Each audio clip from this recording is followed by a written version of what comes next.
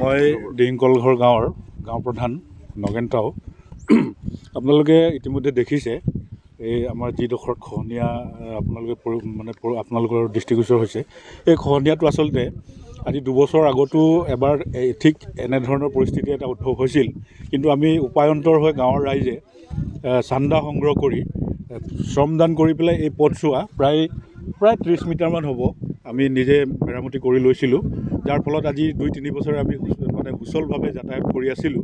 কিন্তু দুৰ্ভাগ্যবশতঃ যোৱা ৰাতিৰ যি মুখলধাৰ বৰষুণ, নিশাৰ ভিতৰতে বৰষুণৰ পানীয়ে এই ঠাইডোখৰ আমি যি মেৰামতি কৰা ঠাইডোখৰ পানীয়ে উটুৱাই লৈ যোৱাৰ ফলত আমাৰ দিহিংকলঘৰ গাঁৱৰ প্ৰায় 4 ভাগৰ 3 ভাগ মানুহ ইতিমধ্যে আমি বহিৰাজ্যৰ পৰা বিচ্ছিন্ন হৈ আছোঁ। আমাৰ সকলো ৰাইজৰ গাড়ী মটৰচাইকেল ইত্যাদি চব এই খহনীয়াৰ ইপাৰে আমি আবদ্ধ হৈ আছোঁ। কাজেই আমি ইতিমধ্যে আজি মই গাঁও প্ৰধান হিচাপে স্থানীয় প্ৰশাসন তথা জলসম্পদ বিভাগকো মই দৃষ্টিগোচৰ কৰিলোঁ। জানিব পাৰিছোঁ তেওঁলোক ইতিমধ্যে কিছু সময়ৰ পিছতে ইয়াত আহি উপস্থিত হ'ব।